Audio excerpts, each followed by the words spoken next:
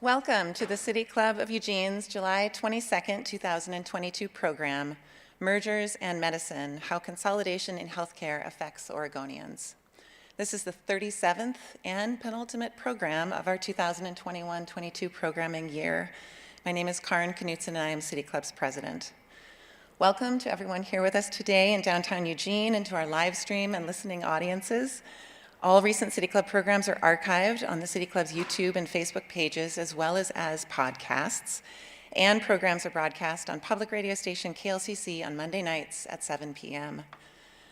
Before we move on to more of the details leading into today's program, I want to take a moment to announce and congratulate some important news for the City Club of Eugene, which is the election of our new president-elect, Andrew Kolek, who is one of the two coordinators of today's program.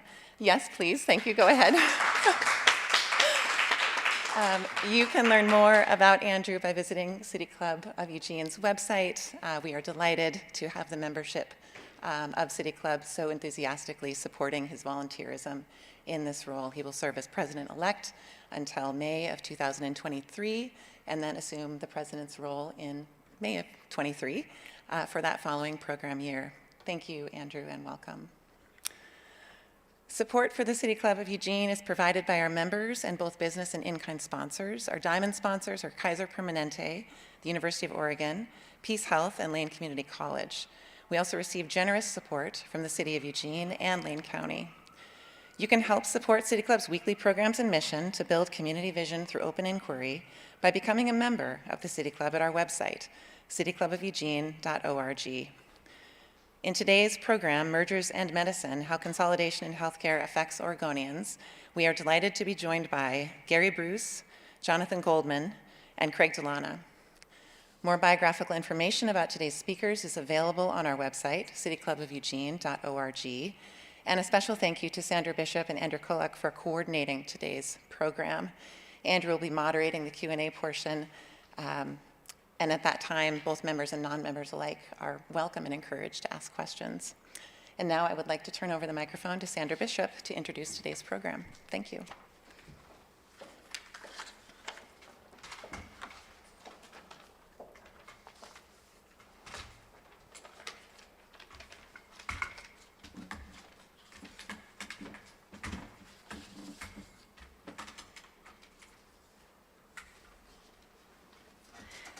Thank you, Karen.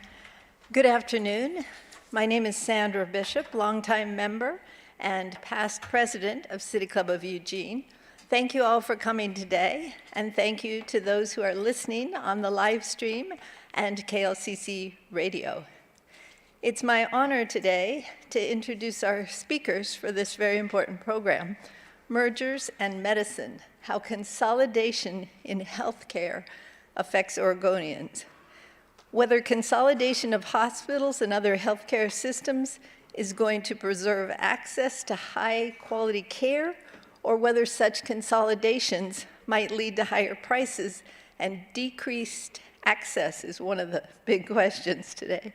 In 2021, the Oregon legislature enacted House Bill 2362, increasing oversight of healthcare-related mergers, acquisitions, and some affiliations in the state. Under this law, the Oregon Health Authority is required to review certain high-value mergers, acquisitions, and as I said, even certain types of affiliations that might affect quality, access, and the price of healthcare. Today, we have three speakers. Zachary Goldman is the healthcare cost economist for the Oregon Health Authority. He works with the Healthcare Market Oversight Program. That was the program set up by that recently passed legislation. His previous work included a position in California where he helped launch the Covered California program during implementation of the Affordable Care Act. Craig Delana, who is here to my right, is an assistant professor in the Operations and Business Analytics Department at the University of Oregon, Lundquist College of Business. His background includes work at Duke University Health System and Guy's and St. Thomas's National Health Service Foundation Trust in London, England. And further to my right is our third speaker, Gary Bruce, is a healthcare attorney in the Bend, Oregon office of Schwabe, Williamson, and Wyatt. Gary has extensive experience with regulatory and governance matters related to healthcare, including mergers and acquisitions. He provides counsel to health systems, hospitals, and other types of healthcare providers. Prior to entering private practice, he served as vice president and general counsel for the St. Charles Health System in Central Oregon. So thank you both for being here. And we have Zachary on camera, virtually, or remotely, I should say. So with that, I'd like to turn it over to our first speaker, Craig Delana. Thank you very much for having me, and thanks everyone for being here. I mean, it's a privilege for me to participate in this discussion, so thank you very much. I'd like to start by trying to provide a little bit of background to give us some context for our discussion. So the health system in the US, as we know, costs us a lot more than it costs people in other countries. However, we don't necessarily have better quality than other countries. And I think one of the most fundamental reasons for this is that the US healthcare system wasn't planned. It's in fact a series or a patchwork of different structures that weren't necessarily designed in order to ensure people have access to high quality healthcare at reasonable prices. To give you some examples of what I mean, the reason people under 65 primarily have employer-based health insurance was actually part of a plan from the government to fight inflation during World War II. It's not because they thought that was the best way to finance healthcare, because we had another problem and this was a way to deal with it. Another example, if you've ever been to the hospital, you might have gotten a separate bill from the hospital and a separate bill from the physicians. Well, the reason for this is actually because, before 1900s or so, hospitals and physicians were separate entities. And despite the fact that we've had, much closer relationships between hospitals and physicians, the management of their services and the payment for those services have remained separate. So, what I want to try and get across here is that we've had a lack of planning in the US healthcare system, and this has resulted in a fragmented structure with overly complicated interworkings to try and make all these pieces fit together. Now, provider consolidation offers one way that, in theory, we can address this, and it could help to improve outcomes and quality and lower costs, right? And this consolidation happens in multiple ways, but the three big ways are when physicians consolidate with each other. So this is one small physician practice becoming a very large physician practice. Hospitals can also consolidate with other hospitals. So this is hospitals becoming health systems. And these two types of consolidation are typically referred to as horizontal consolidation within either hospitals or physicians because they're within the same types of providers. There's also what's called vertical consolidation. It's not necessarily a perfect naming for this, but it's because physicians and hospitals, when they consolidate together, right, there's some vertical structure between the two. They're not sort of parallel or side by side. So these are the three types of consolidation, and they've been increasing over the past 15 to 20 years to varying rates. Now the research has tried to really understand what are the effects of this consolidation, and ultimately, is it beneficial? Does it benefit patients? Now, I don't want to try and walk you through all of the individual research papers, but if I might share a quote from a recent research paper by Drs. Hannah Prash and Michael McWilliams that appeared in an article of the Antitrust Law Journal in 2019. They reviewed all of the literature on these three types of integration, and their, ultimate conclusion was consolidation amongst healthcare providers, whether horizontal or vertical, doesn't on average result in welfare-enhancing efficiencies. This is a bit of a mouthful, but in English what this means is that provider consolidation doesn't generally or necessarily benefit patients. However, I want to make clear that it doesn't preclude, it doesn't say there can't be benefits. Right? And the evidence behind this conclusion is really based on the fact that certain types of these consolidations actually are associated with increased costs, increased prices, but without necessarily a benefit to quality that's been sort of consistently documented. So, give you a little bit of, insight into why this is and what's going on. If we look at hospital consolidation, the research here shows very mixed results. So a lot of times there's no impact on costs and quality to patients, right? So when I'm talking about costs, I don't mean necessarily hospital costs. It may help hospitals better manage their costs, but I'm talking about costs to sort of society or patients. But we're not seeing consistent benefits to reductions in spending or costs or quality when hospitals consolidate. However, when physicians consolidate with other physicians, there are consistent associations with increased price. And the most common reason for this is these larger physician practices are actually able to negotiate higher prices with insurers. So it doesn't necessarily change anything about the services provided, but they're reimbursed at higher prices. Again, in this case, we're not seeing a lot of strong evidence one way or the other that physician consolidation helps or harms quality. So we're seeing an increase in spending, no benefits into quality. Additionally, in terms of the literature on vertical integration, this is also associated with increased prices, right? Partially because of increase in negotiated prices. Other times they can exploit differences in payment structures. So hospital outpatients departments, same services, if delivered in these departments, will actually be paid at a much higher rate than if they were delivered in a physician's outpatient office, right? That's not tied to a hospital. And this can also lead to increased prices in terms of vertical integration. And again, no consistent evidence of a benefit to quality. Some literature does indeed document some small benefits. Others, or most, document no benefits to quality. And some actually show, degradation of quality may be driven by reduced competition between providers. Just some quick caveats to what the research knows. These things are, admittedly, very hard to study. We can't randomize this. We can't do experiments, and that makes them difficult, so we have to try and analyze these carefully, right? And what this means is that we're comparing averages from data we observe. We're not doing sort of a gold standard,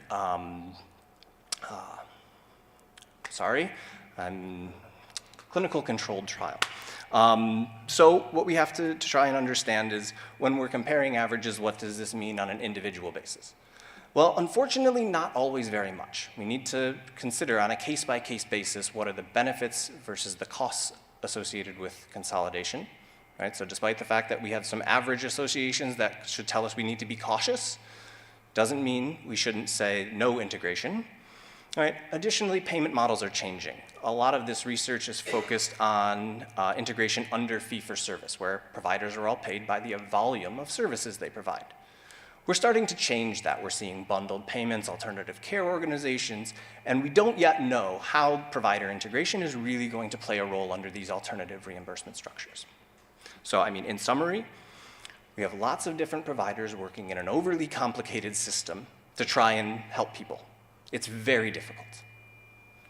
Consolidation, in theory, offers a way to approach this, but the research shows that, the benefits don't necessarily transfer to patients or society. So there's reason to be skeptical, particularly around physician integration with hospitals, as to whether or not these need to be regulated more tightly than they might be in other settings.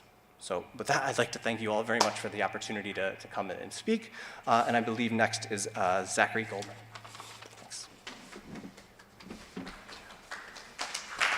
Thanks so much. Again, thanks for inviting me. This is a real honor. I want to talk a little bit about how we got where we are today, talk a little bit about the legislative history, and then the intentions of the program.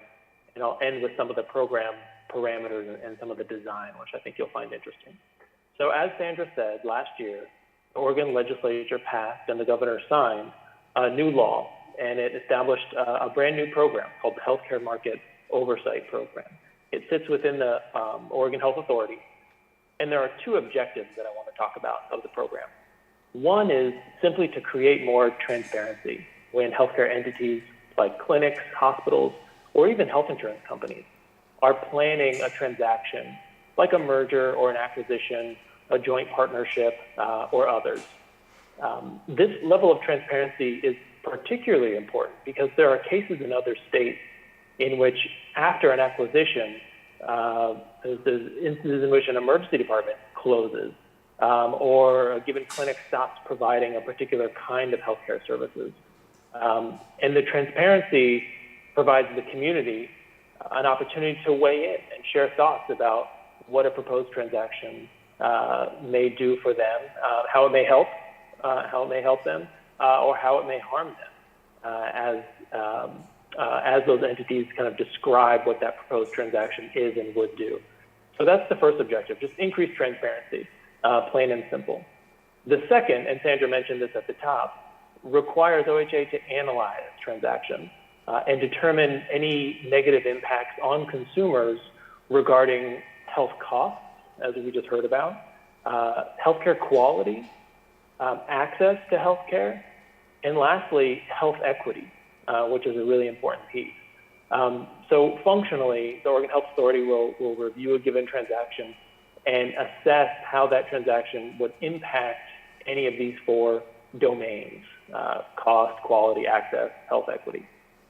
Those are the two primary objectives.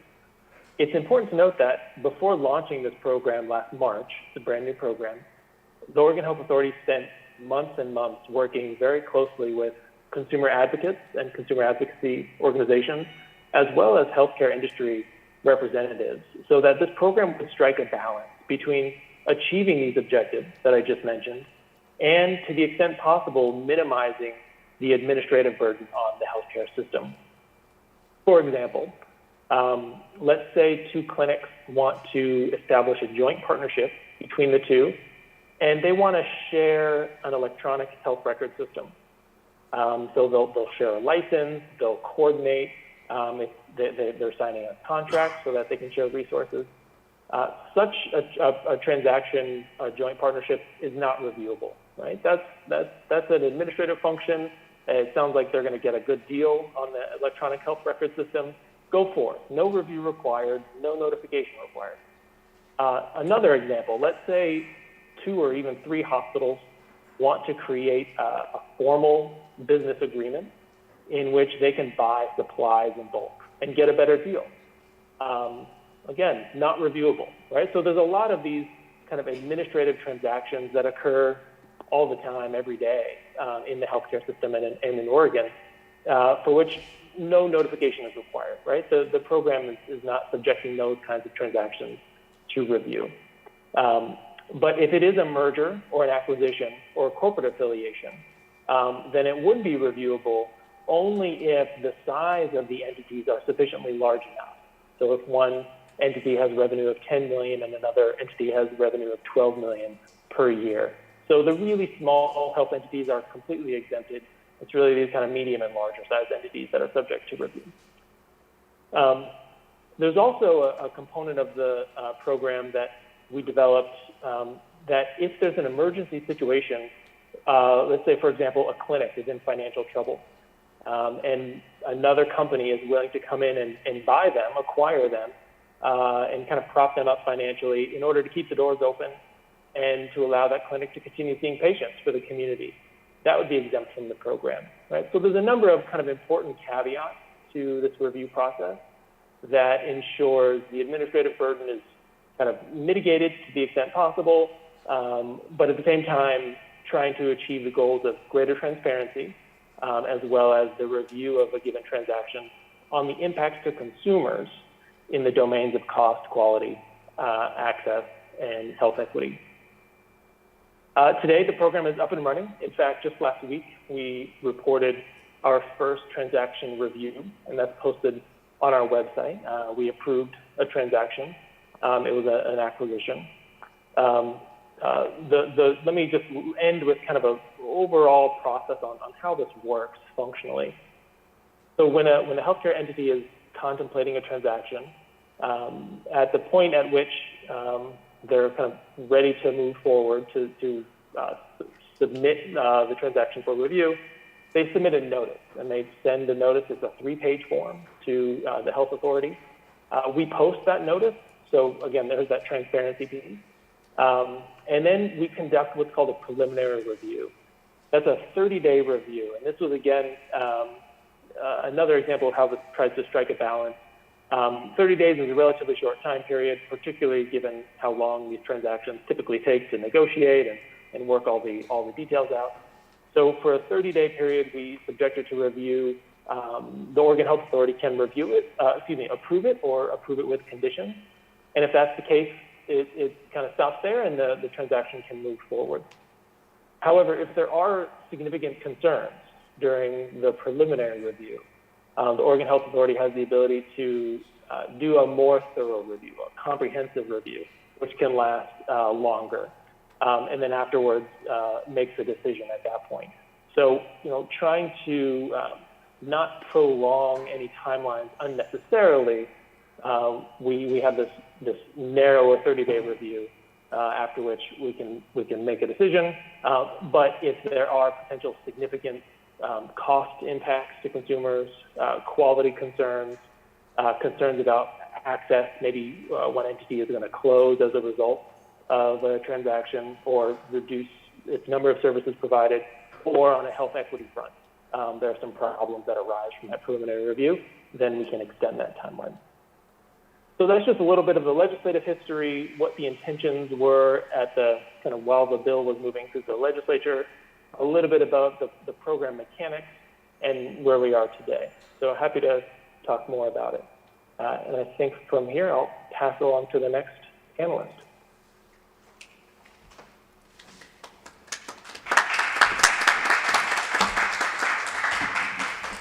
Thank you, Zachary, and thanks for including me in this discussion today. I have to say I was thrilled to come because I have not worn a suit in 2 years, and so I just dust-busted the shoulders. It still works, and happy to be here. I also want to apologize to you in the in-person audience.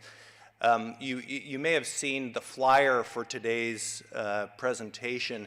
I had a full head of hair, and last night I shaved my head, so I feel like I've kind of done like the Match.com bait and switch on you.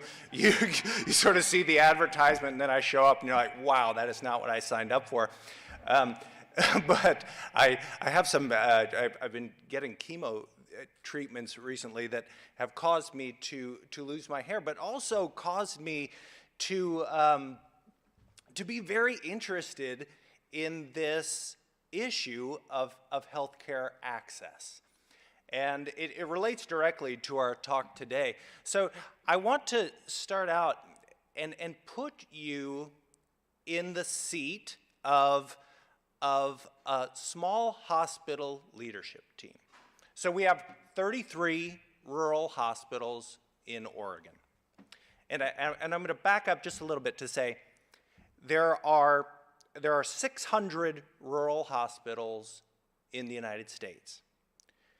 30% of those hospitals, according to a recent government report, are at risk of failing or collapsing in the near future.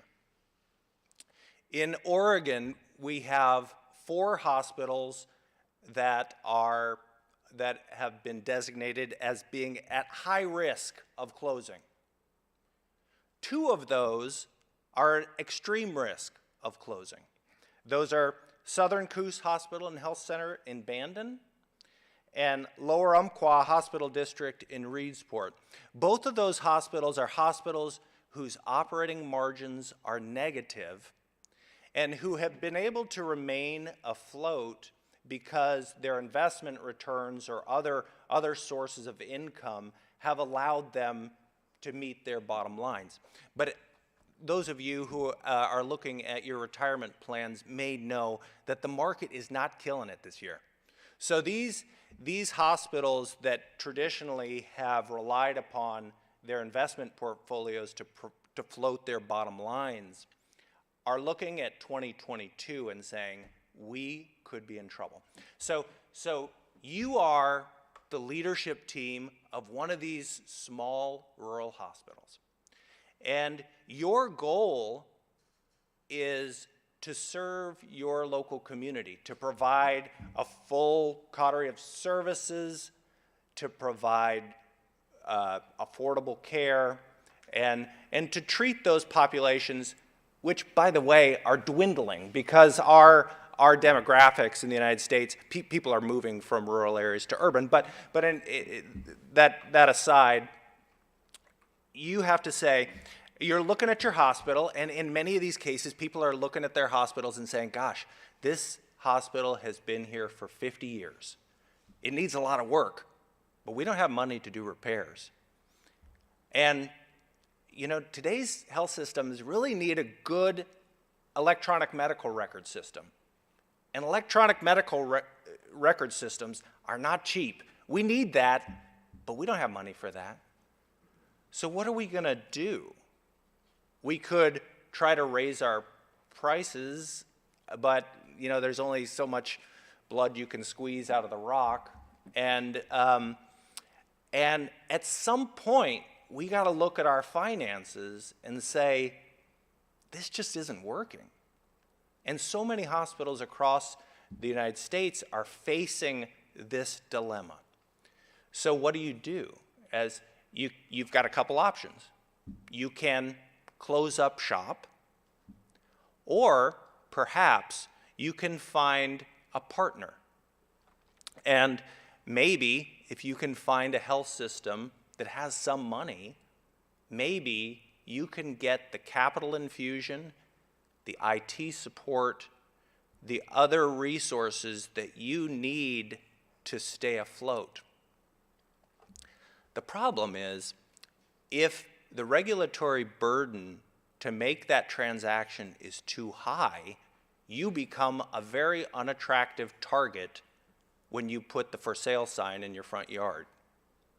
So I think it would be very difficult to come here today and say, I'm against transparency. I'm against lower costs. But when we're looking at consolidation and merger issues, we have to think about what the alternative is. In many of these communities, the alternative to consolidation is collapse. The health systems now are looking, both small hospitals and larger systems are looking at transactions and asking themselves, is it worth it? Under the new healthcare merger bill, a health system or two parties that are interested in a transaction have to give a 180-day notice of the transaction. That, as Zachary explained better than I can, that transaction notice will go to the government will do an assessment, and I should mention, there's an application fee for the parties, and the costs of the process are borne by the parties. So all of these costs, these time delays, create disincentives to the parties to move forward with a merger and make that small rural hospital a less attractive target for the health system. So I think it is, while transparency, of course, is an admirable goal, increasing quality, increasing equity, those are all goals for which we should strive as a healthcare system. The question, I think, is whether this new merger bill will take us closer to achievement of that goal or farther away.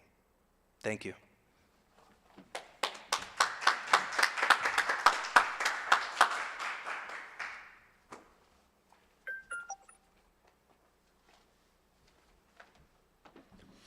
Thank you to our panelists. We'll now take a 5-minute break while we prepare for the Q&A session. See you in a few.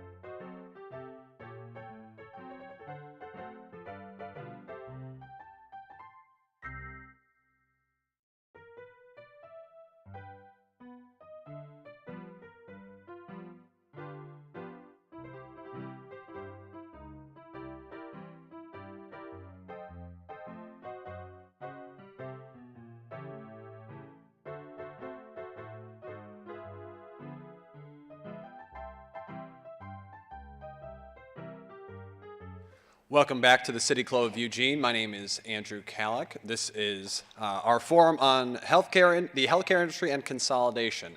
And we're lucky to be joined by Zachary Goldman of the Oregon Health Authority, Craig Delana of the University of Oregon, and Gary Bruce of Schwabe, Williamson, and Wyatt.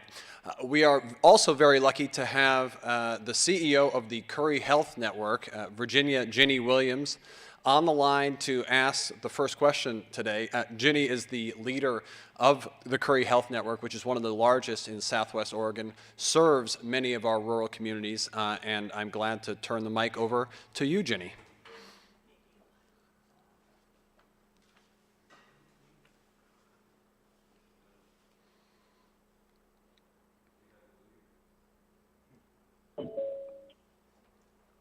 Hi, thank you for giving me this opportunity, and thanks to the panelists for, talking about a very complex situation. It seems anytime we talk about healthcare, the word complex is not far behind in that sentence.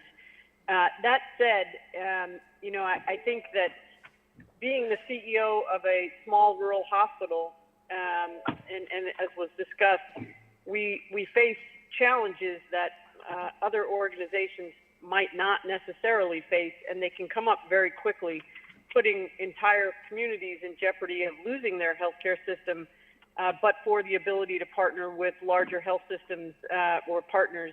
And I'm really wondering from maybe a member of the Oregon Health Authority can share with us from the perspective of a hospital in a financial crisis and looking to enter into an acquisition situation, how long is the approval process expected to take? Is it 6 days? Is it 6 weeks? Is it 6 months? I'm just trying to understand what exactly and how the Oregon Health Authority would go about assessing those four critical components of healthcare: access, cost, quality, and equity. Yeah, that's a great question. This is Zachary Goldman from the Oregon Health Authority. So the short answer is there would be no review on those grounds of healthcare costs, quality, access to care, or health equity. If a hospital is in a financial situation in which they're becoming insolvent, or they're on financial shaky ground, and the acquisition is really needed urgently to prop up that entity, they're exempt from review. Period. So there is a short process of communicating to the Oregon Health Authority that such a situation is at hand, that there is a financial emergency situation, and there would be no 30-day review. They would be exempt from review. Thank you very much. And then just a follow-up question, and not to put anybody on the spot, but how many mergers and acquisitions have taken place in Oregon, and what exactly prompted the legislation to take this action at this time? Yeah, this is Zachary again from OHA. I can take an attempt at that question, then I welcome others too. So in terms of the data and how much merger acquisition activity in the market, we actually don't have a great database for that. So I unfortunately can't say how common it is for these transactions to occur in Oregon.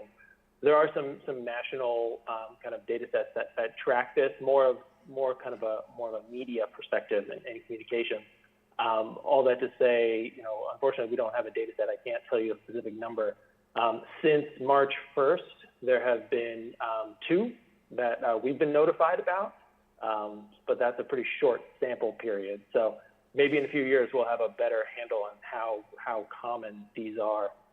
In regards to why the legislature saw it fit to pass this particular bill now, I can only speculate as to their incentives there. During some of the committee hearings, I recall hearing some folks talk about how COVID-19 presents really destabilizing effects in the healthcare service market generally, hospitals, clinics, medical groups, provider groups, et cetera. And I believe it was one legislator who voiced concerns that, if there's a significant increase of consolidation as a result of some of these clinics becoming financially unstable, what might that do if we're in a post-COVID-19 more consolidated market? what might that do to cost, quality, access, and equity?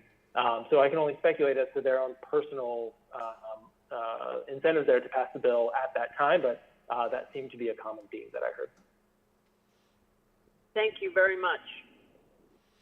This is Craig Delana. If I may just add, I have seen some reports and evidence that COVID-19 has indeed sort of accelerated some of the types of consolidation we're seeing. It's not specific to Oregon, though, but there has been some evidence that that's happened. Maybe I'll just add in with regard to the timing of the bill. I do think there has been some sense in the healthcare industry that the timing was not great for the industry. As you see probably in your local newspapers, health systems are not doing well. St. Charles Health System just laid off about 120 people. They put another 70 positions on hold. Providence lost about $700 million last year. And even Peace Health here locally, while the Springfield Hospital continues to generate some revenues, they're about half of what they had been the previous year.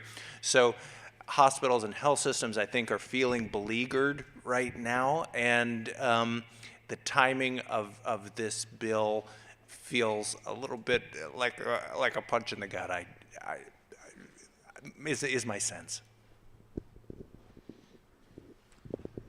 Thank you all very much. We'll now open the floor to questions from the audience. If you're watching online, you have a little scroll at the bottom there. You can text us a question to the number there. Otherwise, I'll turn the mic over to Joel Corin. Thank you. Joel Corin, City Club member since 2012.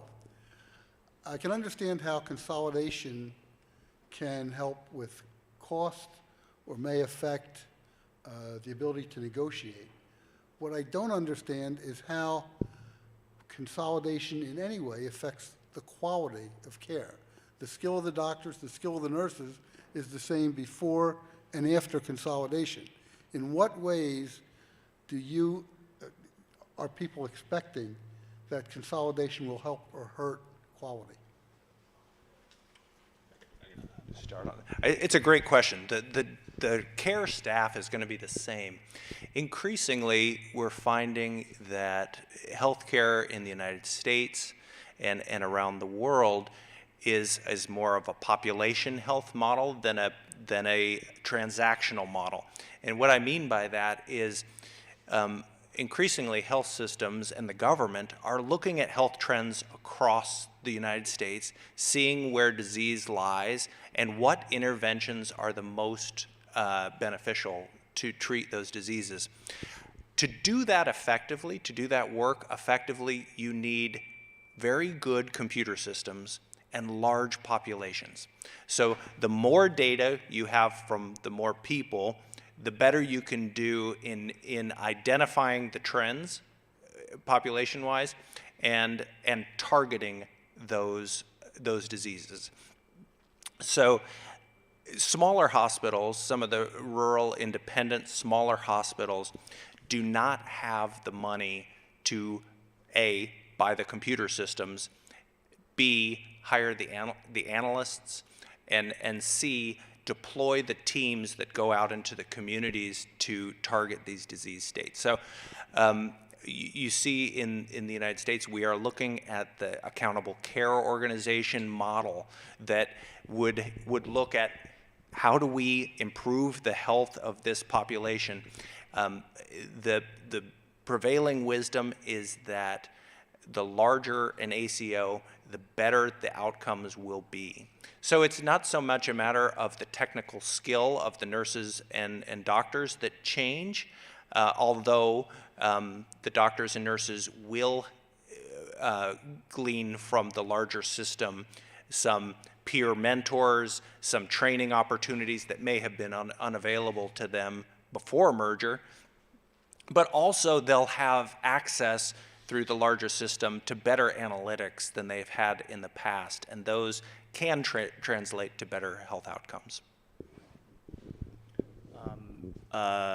This is Craig Delana again. There is some evidence, and I don't mean to paint a negative picture here, but there is, evidence that providers do respond to financial incentives.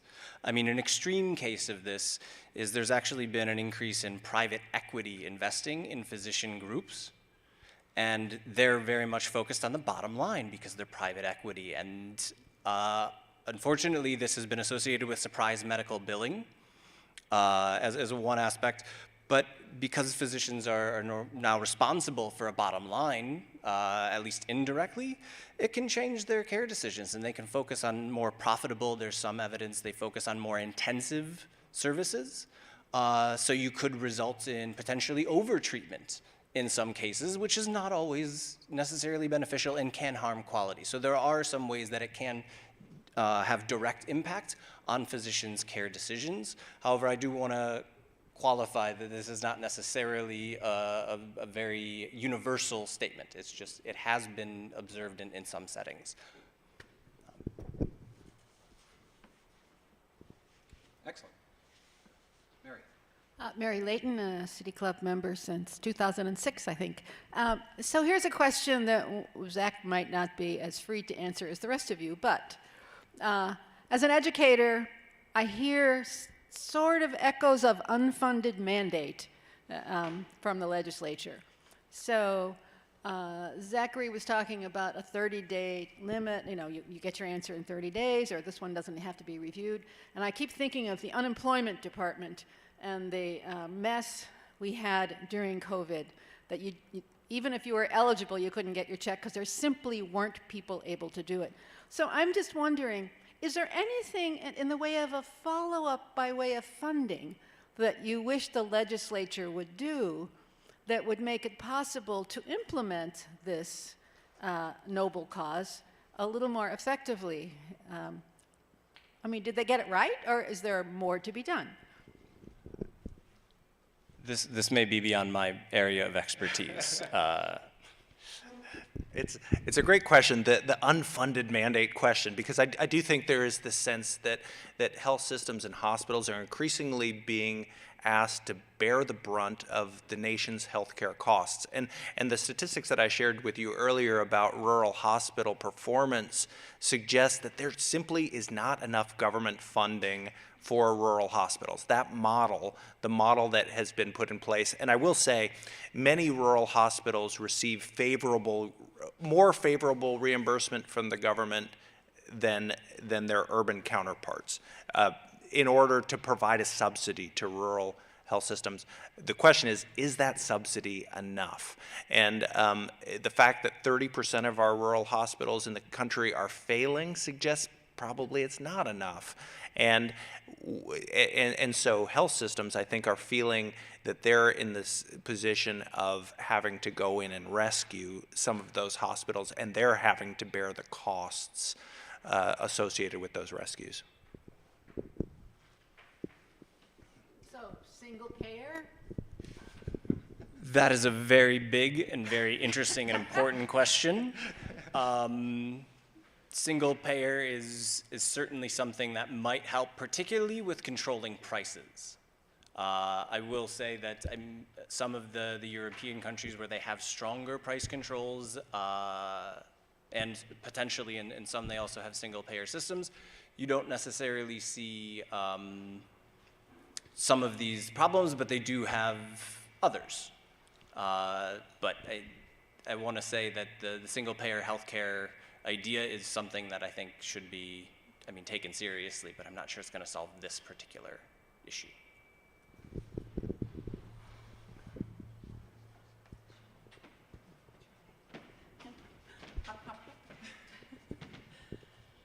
Karin Knutson, City Club President, and my question is following up on one of the points that was made during the discussion, that we have a system that was not actually designed as a system, but is just a collection of components that we now are calling a system, which is parallel often to how we think about transportation systems.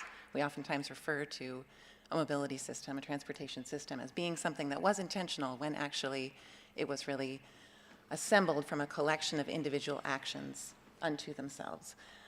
my question for you all is, like that other structural change, oftentimes it requires zooming out a bit and engaging questions very intensively about whether to focus on geographic coverage with a system or quality of care or quality of access in the case of transportation.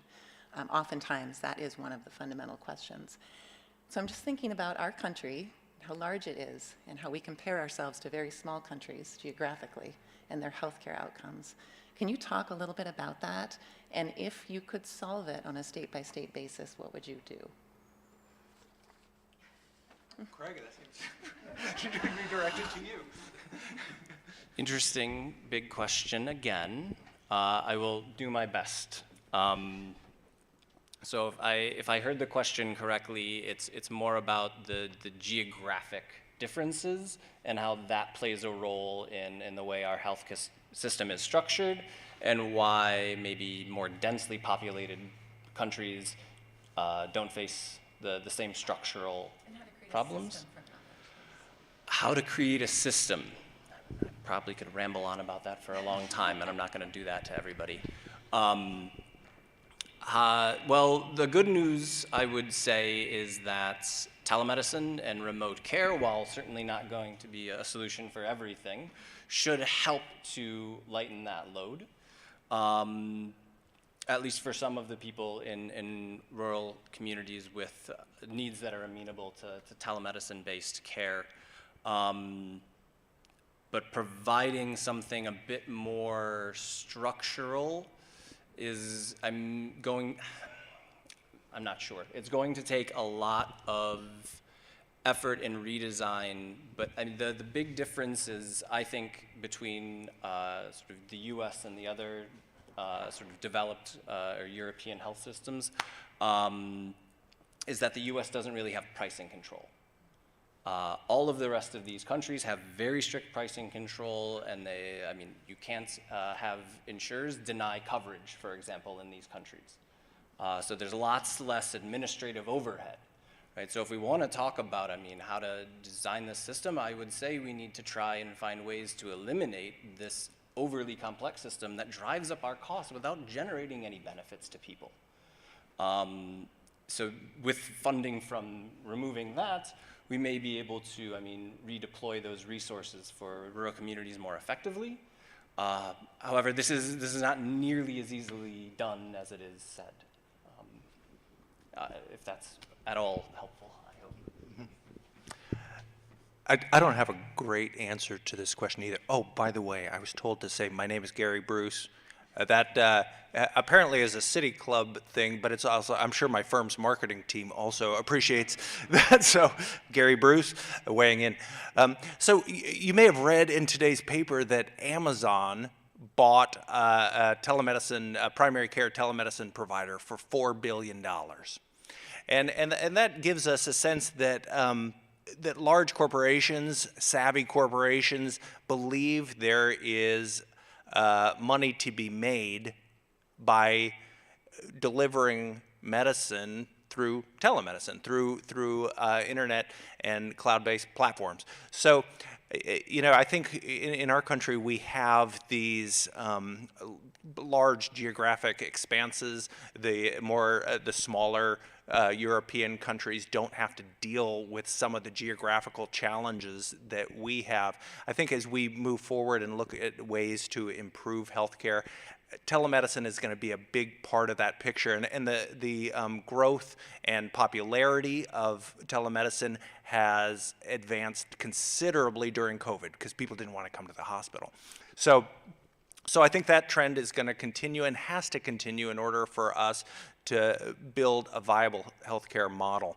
The part and parcel with that effort is going to be an effort to expand primary care. And the idea here is that we need Americans to receive care before they're sick or before they're really sick. And I think what you're seeing right now is because patients were reticent to come to the hospital during COVID because they were afraid that they would get themselves infected, we've got delays in care. So right now, patients are coming to the hospital sicker than they had in the past. Those patients are staying in the hospital longer, driving up costs and driving down revenues for health systems. And I think that's a large portion of the financial strain that we see in the system today. So to make a short answer long, I feel like we need to focus on primary and preventative care. We need to expand the use of telemedicine.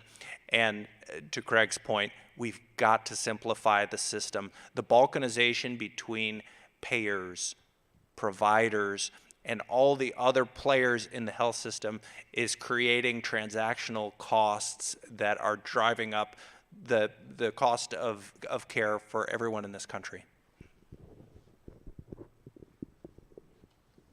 Zachary, do you want to chime in? This is Zachary. Or it strikes me that Can I just add on Craig's point? I'm sorry, go ahead. Just really briefly, I can't agree more with the notion on investing in primary care. In fact, many years ago, I want to say it was in 2016, the Oregon legislature passed a bill that established some targets for health insurance companies to spend a sufficiently large amount on primary care. And so every year, Oregon Health Authority comes out with a report on what that spending looks like by carrier. So yeah, I think that's a critical piece to this puzzle. Very good, thank you. I'll ask a question. This is Andrew Kallick. I'm curious, given the sort of novel nature of the healthcare market oversight program, whether you all are aware of a similar review process that exists in another industry, whether it's at the state or federal level. And if so or if not, what makes healthcare unique in that we need this kind of review for mergers where we might not for, say, telecommunications? So, this is Gary. Is this still on? It is. Okay. So first question, what makes healthcare unique? I think a lot of things make healthcare unique, but one thing that makes healthcare unique is that unlike buying a car, when you buy a car, you can say, I'm going to buy the Yugo for $10,000 and it'll get me where I want to go. And I know it's not the best built car.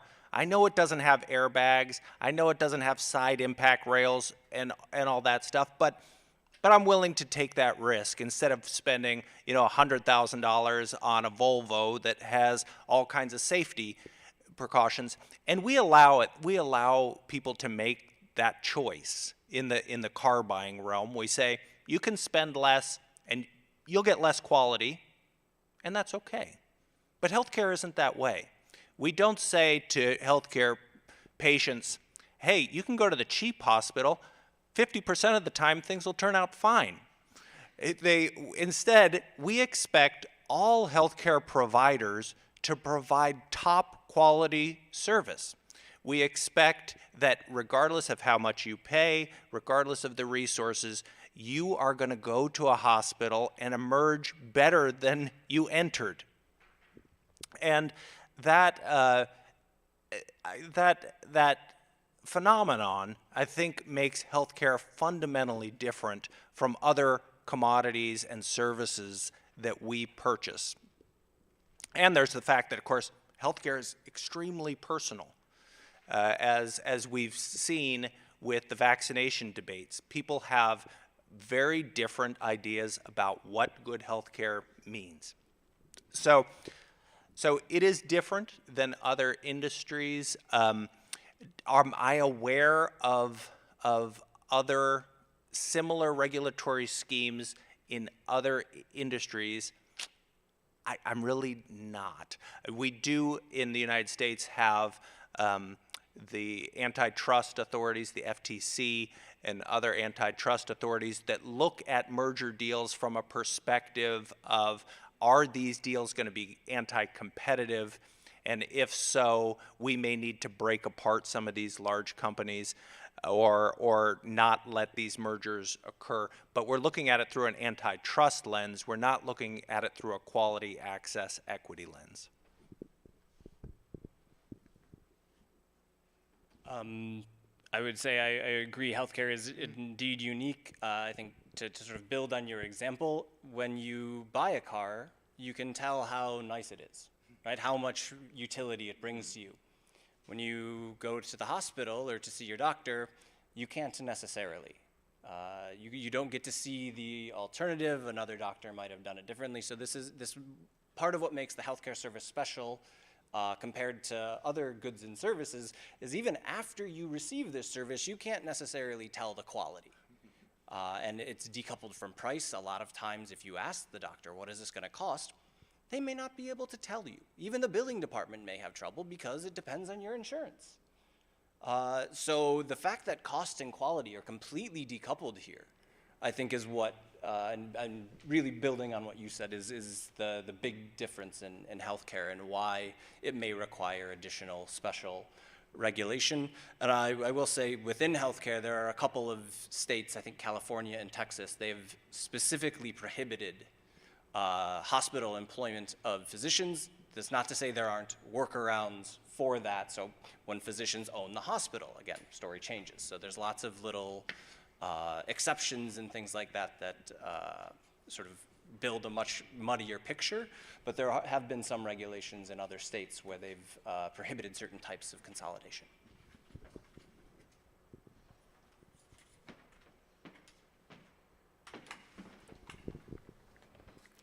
Thank you, Craig, Gary, Jonathan, for very interesting program today, as well to Sandra Bishop and to Andrew Kolak. Congratulations on your election as City Club's president-elect. It's wonderful to have you back.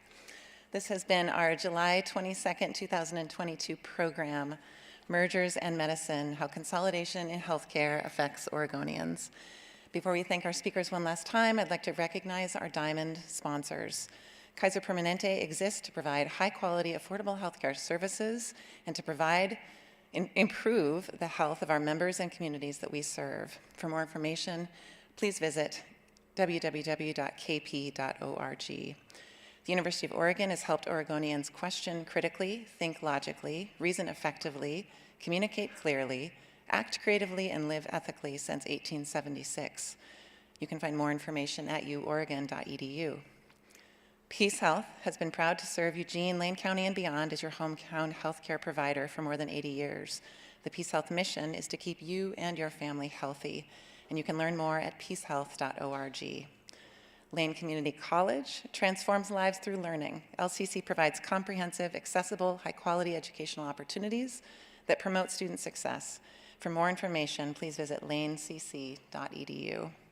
And we are grateful to the generous support that we receive from the City of Eugene and Lane County. I would also like to acknowledge our Ruby sponsors, Johnson & Johnson, Lucas, and Middleton.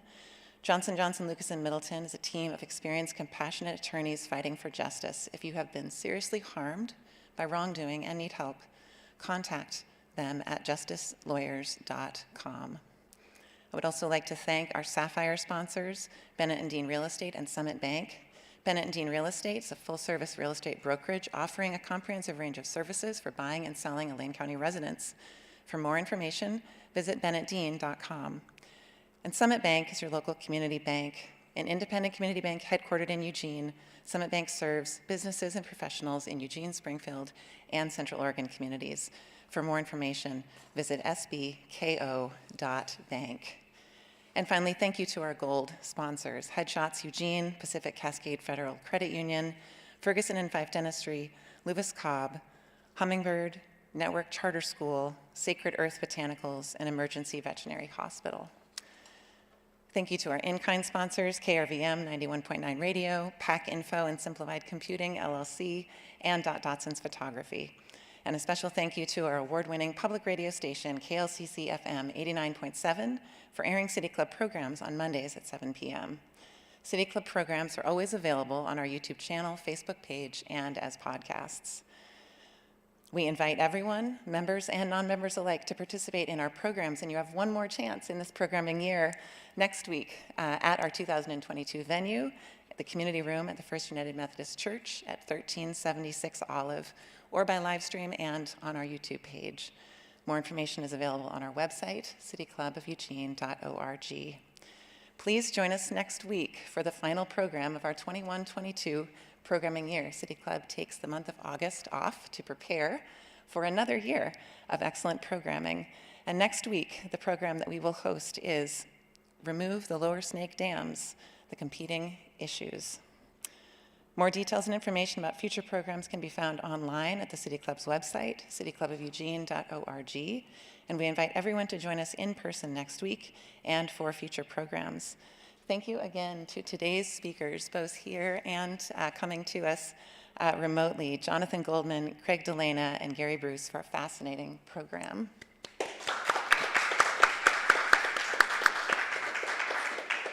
And thank you all for joining us today at the City Club of Eugene. Be well, stay safe, and we look forward to seeing you again soon. Thank you. Thank you all.